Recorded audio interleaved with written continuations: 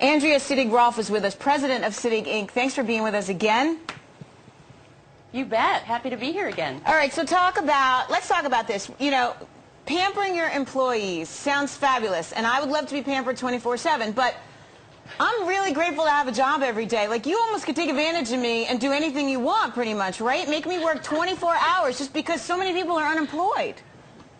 Right. That's a good point. But the key is you really want to hold on to your good employees, right? The people that are doing, a good job for you. You don't want to lose them to another, company, because companies, that could happen. So I'm just all about appreciation, and it doesn't even have to be anything fancy or expensive. Just that, just a thank you. Hey, I noticed you did a really great job on that project the other day. That was fabulous. Thanks for a job well done. You would be really amazed how far that goes, just to feel appreciated in that way. I agree, because a lot of times you only hear the bad stuff. You don't ever hear, right? You don't hear the good stuff, and even it's just enough to say, great job. Sometimes I think we're remiss. We don't do it enough. Right.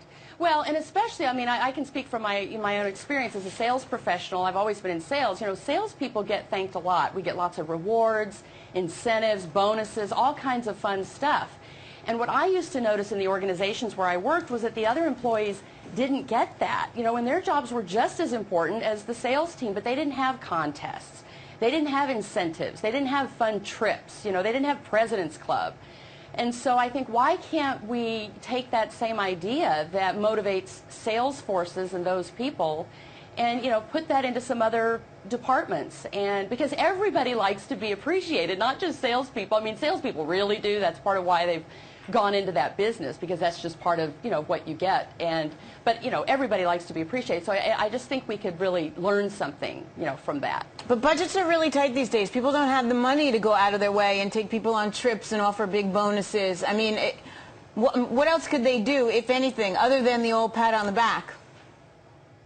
Well, I think that it's fun to schedule team events. Maybe you have some kind of a fun contest for a particular department. Say, hey, here's our goal this quarter.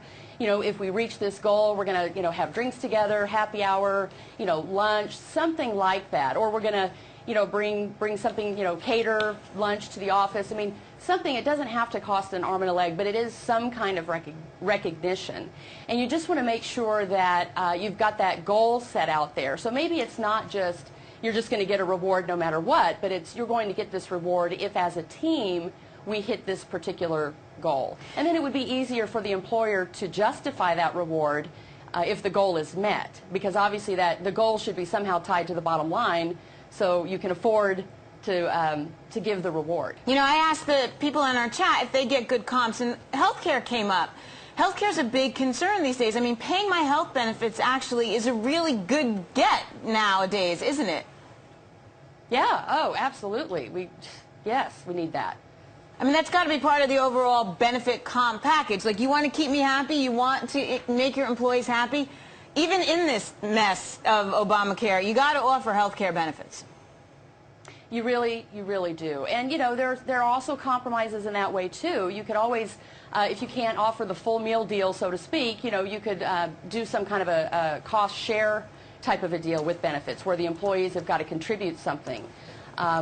But you have to do something in the realm of health care to take care of people and make them feel, like that's a place they want to work, because they're going to get decent benefits. Now, is there any way that all these incentives and perks could backfire on you? Absolutely, and especially, I'll go back to the world of sales, since that's the world I live in. I think what can happen if you do too much of this is people start to feel entitled. They start to expect it. And then if you're in a situation, maybe, with a budget where maybe you can't afford to do an incentive a particular quarter, for example, and people are expecting it, then it really backfires. Then it's really negative. So you just don't want to go overboard. You don't want to do it too often. You don't want to have it be too over the top, because you don't want people to feel entitled. Like, well, hey, you did this last quarter, so I'm really expecting it this quarter. What are some of the coolest things you've seen? I know you're a columnist for Woman Entrepreneur magazine. What are some of the things that you've seen out there in your research that you've said to yourself, that is a cool incentive or perk to offer someone? Well, I mean, I think trips are fabulous, but those could be, expensive. And one of the things I think that employers can do is they can make it personal. Get to know your employees.